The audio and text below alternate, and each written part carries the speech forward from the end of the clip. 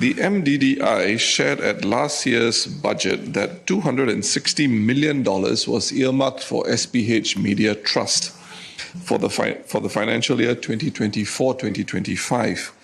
We were also told that the ministry had established key performance indicators for SPH Media Trust. The minister said that while SPH Media Trust had maintained its overall reach and achieved a modest increase in its digital subscriptions, it did not meet all its KPIs on digital reach, youth reach, vernacular reach, and average time spent on its websites and apps.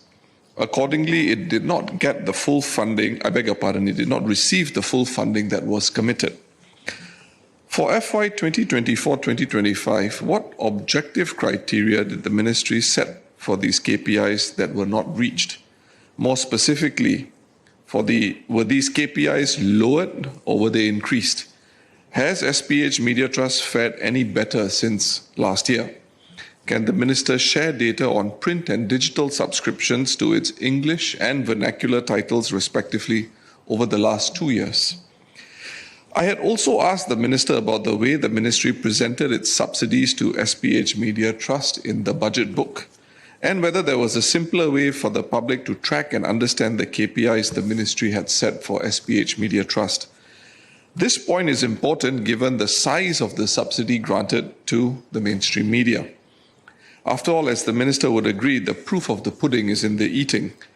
I would like to share anecdotal feedback from those who follow local English news closely, for example, that Channel News Asia's reporting and commentary on local issues in terms of depth has overtaken that of the Straits Times.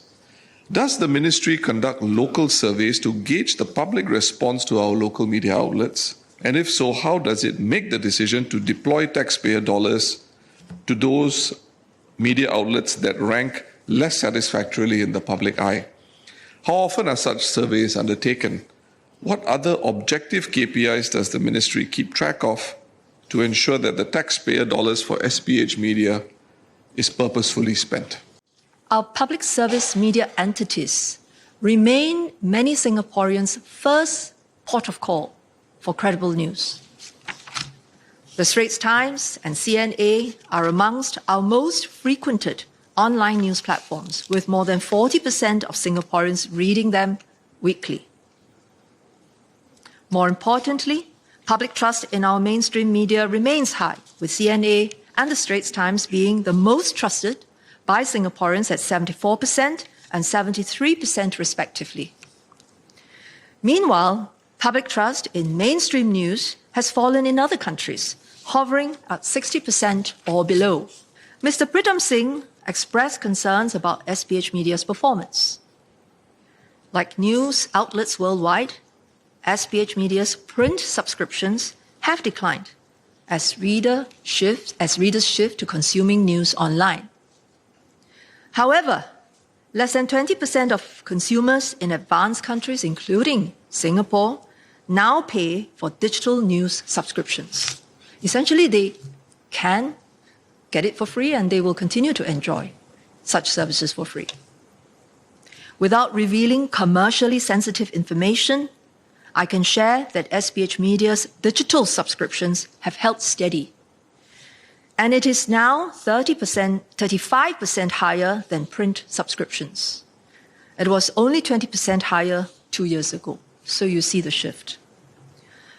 SPH Media will have to continue its pivot to digital news, and the government must support this effort so that our PSM entities can meet audiences where they are.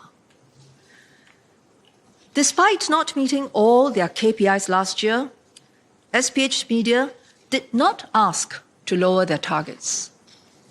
They are determined to maintain their reach and relevance with Singaporeans. In 2024, they maintained their strong overall reach at 70% of Singapore's resident population, although youth and vernacular reach dipped. In line with the funding agreement, mddi will prorate and award the performance-linked incentives accordingly. I would like to address slightly, to some extent, the comment that was made by Mr. Pritam Singh when he compared CNA and Straits Times, I believe. I would suggest respectfully to members that comparisons must avoid oversimplification, because we have to remember that CNA is mainly our national broadcaster as well as digital news channel. Whereas most of the titles in SMT, most of the assets of the SPH Media Trust are print. Still, even though they have digital versions, and they are meant to be national papers of record. So they are different and complementary. And it is perhaps my, again, humble suggestion to members to look at the performance of public service media holistically, because in truth, we need all of them to reach as many Singaporeans as we can. So that's something to keep in mind. And as mentioned, both CNA and Straits Times remain the top frequented news channels. And members who express concern about the sustainability of public service media will agree with me that the KPIs, such as reach, are important, but they are not the only ways for us to assess the performance and the effectiveness of public service media entities. Equally, we must look at the trust levels that they are able to harness from the population, and we must also look at satisfaction levels. And so those would be the additional KPIs that we are looking to introduce. If you compare the two titles that I referred to in my cut, CNA and Straits Times, both serious mainstream English publications, it would be inevitable that members of the public would have a view about which they would opine is of a higher quality. I don't think there's anything untoward about that. The question that was the nub of the issue I was seeking to raise was on KPIs, which is the title of the cut. If I heard the minister correctly, minister said that reach is an important KPI, but not the only KPI. And I stand corrected if I'm wrong. Minister then said that trust and satisfaction levels are KPIs that the ministry was looking to introduce. So can I confirm that those KPIs actually are not KPIs that are considered currently? When we set out to provide funding to any useful activity, we have to consider in that moment what are useful and effective ways to track performance. And we do so very diligently. When funding was discussed in support of SPH Media Trust, at the time, reach was one of the important KPIs. Over time, we also considered that engagement is important, is actually one of them.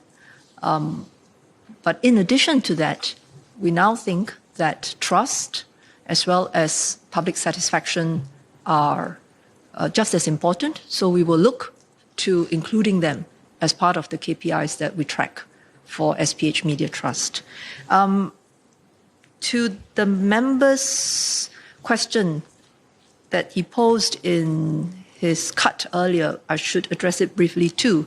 He had asked about what goes into the budget book. And I acknowledge his suggestions, which we will consider for the future. But just to say that, like all ministries, it is not possible to list all of the KPIs. And so I seek members' understanding for that. The important thing is that where SMT is concerned, they know very well that the KPIs are a very central feature of the conversations that we have, and they can feel it. So that's something I want to say. The comparison between ST and CNA, well, the fact of the matter is that opinions will differ. If you ask 10 people their views, probably you'll get 15 at least. So I think we take that, as a given.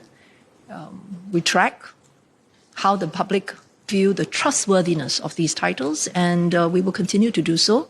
And as I shared in my speech, as well as on other occasions, they compare very favorably.